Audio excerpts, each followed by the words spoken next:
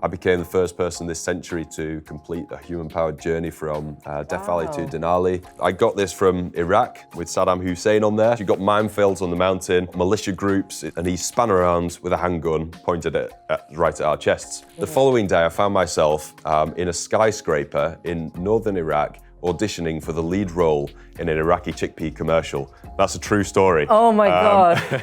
Hi, my name's Oli France. I'm an expedition leader and adventurer specialising in taking people through remote and hostile places all around the world. I brought with me a load of interesting objects which I picked up on my travels. Every one of these has got a story for me. So I'm going to go through some of these items and just share them with you today and tell some good stories from my adventures. DEEP Xtra. So this is maybe not the most interesting object to look at, but there's definitely a story here. In 2016, I was journeying across Asia from Hong Kong to Istanbul. It was a 4-month journey, and along the way, as I hit the Uzbekistan borders Tajikistan, I was crossing from Tajikistan. Uzbekistan at the time, it's a total police state, dictatorship, very, very strict, and I knew going into this country that I was potentially going to face problems. I had lots of warnings about it. I eventually crossed the border and they did full body search. They checked every item in my bag. They took my laptop, phone, camera, went through all the files. Eventually in my rucksack, they found cocodamol tablets, which unbeknown to me are illegal narcotics in Uzbekistan. So then I'm detained as an illegal drug trafficker in one of the world's strictest police states. Dragged off to this interrogation room, held there for 4 hours. They interrogated me and asked me to sign some papers in Russian, said it would be better for me. I had no idea what these papers said, so I said, look, I'm not going to sign that. Eventually, I said, listen, I want to speak to the British Embassy. They put me in a cell overnight at the border. When I got up in the morning, they said, you've got one phone call, you've got 3 minutes. They gave me the phone. I called the British Embassy. The British Embassy said, automatic voice message, look, it's Friday, Good Friday, and we're going to be closed until the following Tuesday. Goodbye. And that was my one phone call, back to square one. They took me down to the city of Termez on the Afghan border. Then they took me for blood and urine tests to see if I still had this supposed drug in my system, and ultimately said to me, you've got two choices. It's either a $500 fine or it's 30 days in jail. And I would go for the fine option. The difficulty was they wouldn't accept Visa and MasterCard in Uzbekistan. I couldn't get my hands on the cash. I was held for 5 days as I finally managed to get hold of the cash. When I did so, they took me to an ex-KGB compound on the outskirts of Termez near the Afghan border. Because of the denomination of Uzbek currency, I mean, this here is probably worth 50p or something. $500 worth was literally a bag full of cash, which I then took to this ex-KGB compound on the outskirts of the city. By this point, I'd been traveling for 2 months across Asia, and finally, after I paid my fine, they gave me my passport back and said, okay, you can go to the airport now and leave the country. They wanted to deport me. I'm thinking, I don't really want to go home. I want to carry on this journey. This was youthful bravado, really. Fortunately, I made friends with my interpreter, and I said to him, as he was meant to take me to the airport, I said, look, I don't want to go to the airport. I want to go to the mountains. And so he whisked me off to the mountains in a taxi for 2 hours. I sort of escaped from the police by this point, but they very soon caught up with me. I was in this remote village in the mountains in Uzbekistan, and very quickly realized that I was being watched. So I had Uzbek police following me around the town. They somehow had figured out who I was, and they wanted to keep a close eye on me, spying through my hotel room window. And I got such a sense of paranoia that I ended up finding my way across the whole country. I traveled for 500 miles, changing taxis in every town. Along the way, I bumped into a guy who was identical to Cristiano Ronaldo. He must be his Uzbek cousin. And he gave me this hat, this Uzbek hat. And this was his way of trying to help me blend in with the locals, which being like a 6-foot bearded Western guy, I'm not sure it really helped. No chance. But anyway, after about 500 miles, changing taxis in every town, I eventually made it out into Kazakhstan. But that was a wild story on Uzbekistan. Okay, are you allowed back to Uzbekistan?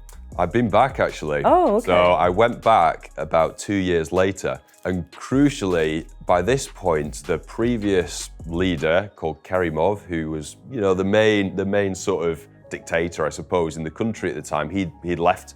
Well, So Karimov had died. yeah, And, that's what they say about dictators left. yeah, he was no longer there, and so there was a new leader in place. Apparently, he cracked down a bit on the black market and some corruption, and actually, it was fine. Although I've got to say, I was quite nervous going back. For all they knew, they'd tried to deport me, and I'd just run off and escaped.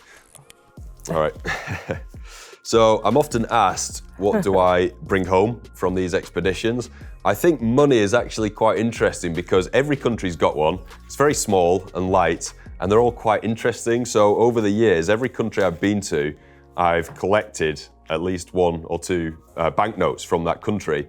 I've got another interesting one. I got this from Iraq. This is an antique Iraqi banknote with Saddam Hussein on there. Wow. Picked that up in Erbil. I was guiding a team. We were going out to climb the highest mountain in Iraq. But I found myself out on this remote border town in Iraq, and I was going to Rekki, the highest mountain in the country. Not so many people doing this, lots of dangers. You've got minefields on the mountain. You've got militia groups. It's close to the Iranian border, so that's quite sensitive. Lots of checkpoints. One evening, I found myself walking down this dark alley with my local fixer, guy in front of us, and he span around with a handgun pointed right at our chests. Totally out the blue, totally random. It was a shock. We were too far away to grab him, and there was nowhere to sort of hide. So we just looked at this guy, stood in shock for what felt like hours. It was seconds, really. And ultimately, he waved this gun between us and then tucked it back in his pants, smiled, and carried on walking. And myself and my fixer just looked at each other like, what has just happened? The following day, I found myself in a skyscraper in northern Iraq, auditioning for the lead role in an Iraqi chickpea commercial. That's a true story. Oh my God. How? We were at this restaurant and I was about to leave the country. My fixer gets a phone call and he's nodding and looking at me and nodding and smiling. And he puts down the phone and I say, well, what's that all about? He said, I've got a cousin who works in media. He knows I work with Westerners. They're casting for the lead role in this Iraqi chickpea commercial. He wants to know if I'm with any Westerners right now and if they might be interested in auditioning for the role. And I thought, this is absolute gold. So he came along, met us at the restaurant, and he said to us, look, it's a 4-part commercial.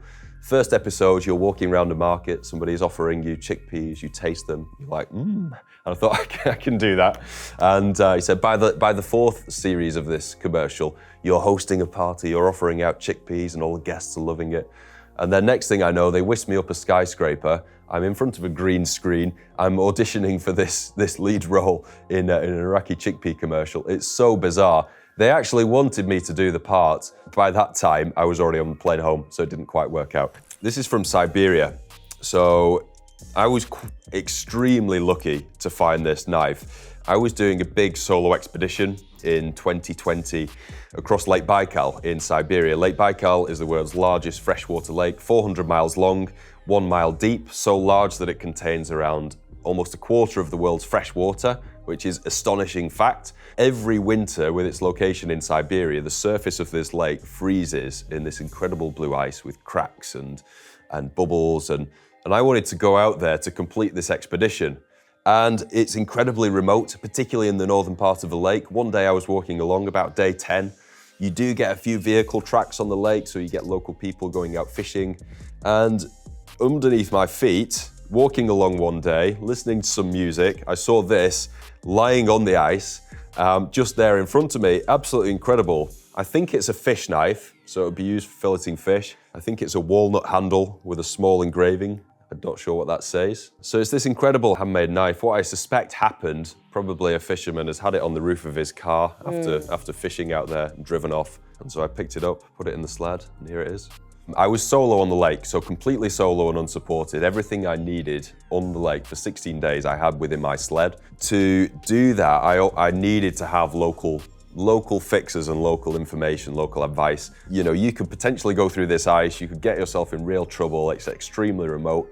And so I'd planned it really, really carefully. I'd thought about every single detail. I realized that if I was to get a helicopter for a rescue, you couldn't pay by card. They would only come and rescue you if you had a big stack of Russian rubles. And the last conversation I had before stepping foot onto this ice was with a local fixer. As I was tracing my finger across the map and I got a quarter of the way through, he looked at it and said, in this region, you've got thermal waters underneath the lake, and that melts the ice from below. And last year, somebody had fallen through that section of ice and been killed. And if I hadn't have spoken to him before stepping foot on the ice, I would have gone straight through that area and potentially could have gone in myself. Yeah. The air temperature is -20. If you go through the ice and climb out of the ice, manage to climb out on your own, which I was, everything is going to be frozen solid. Here I've got, this is a summit marker, which is seen on the summit of Denali, which is the highest point in North America. This is exactly what you will see on the summit, so that marks the height of the mountain. Here you can see clearly an Alaskan number plate, and this is a bullet, and this is all an empty bullet shell, I should say. And these were all acquired on my latest expedition, which was my biggest, boldest, hardest expedition yet, where I traveled from Death Valley to Denali, the lowest point in North America, to the highest, entirely by human power. So this was a 10-year dream to complete this expedition, and it took, years and years to think about whether it's possible, 18 months to finally plan it, and then it was a 64-day expedition. Set off from Death Valley on my own, on a fully loaded bike, 50 kilograms, cycling around 90 to 100 miles a day, all the way up to Alaska, from baking hot temperatures in Death Valley, way up to freezing blizzards in Alaska. Once I finally reached Denali National Park, after 6 weeks of cycling, 3,500 miles, I then began the long trek into Denali Base Camp. So Denali National Park, huge area of wilderness and mountains. 99% of people climbing Denali will fly into the base camp, which is located underneath the summit by a ski plane. They'll fly into the glacier there. For me to do it human powered, we needed to ski in, so I brought a team together of incredible individuals, very, very experienced, elite individuals, and we then skied for 8 days through backcountry, through bear country, crossing freezing rivers, navigating crevasses, avalanches, in order just to make it to base camp, and then climb what is widely considered the coldest, windiest mountain on Earth. Over 6,000 meters, incredibly stormy, very, very challenging, logistically, physically. And so the story behind these, this is a replica from the summit. Eventually, after 64 days, we did reach the summit. I became the first person this century to complete a human-powered journey from Death Valley to Denali. This I found on the roadside, and I just had to keep it in Alaska. And then this, we had several layers of bear protection with us on the mountain. We had bear spray, we had a flare gun, we had an electric bear fence, and then finally, as a last case measure, we had a revolver. We did shoot off a few rounds just to frighten off any bears after we found grizzly prints 20 meters from our tent one night, just to help us get a good night's sleep. Where I was cycling in North America, it's known as the Serengeti of the North. You've got black bears, brown bears, moose, wolves, mountain lions, elk. And I'm out there cycling on my own in very remote regions, in bear country, in spring, when they're coming out of hibernation, feeling hungry, hoping I'm not going to be their first meal. Also, I'm colorblind, so a brown bear in green trees isn't going to stand out very much. So I had to have a bit of protection with me. And they're actually faster than you think. Bears can run at about 35 miles an hour. I'm not outrunning a bear in full sprint on my heavy expedition bike. That's just not going to happen. But what I did do, I learned as much as possible about defending yourself against bears. Black bears are lower down the sort of food chain. The brown bears are the apex predator, the grizzlies. And so if you, to a grizzly bear, try and intimidate it, try and shout at it, it might think, well, I'm going to show you who's boss. Whereas a black bear, they're one step lower on the food chain, as it were. Black bears are known as man-eaters. They do eat fresh meat, whereas a brown bear would only eat rotten meat. So if a black bear did get hold of you and take you down, it could potentially eat you there and then. A brown bear, what that would do is dig a hole, try and bury you, and then come back when you're rotten and eat you then. The idea is you play dead, let it bury you, Yeah. and then crawl away if you have the chance. So in The Revenant, he was attacked by a huge grizzly, and I had that scene playing through my head as I was cycling through northern Yukon and Alaska.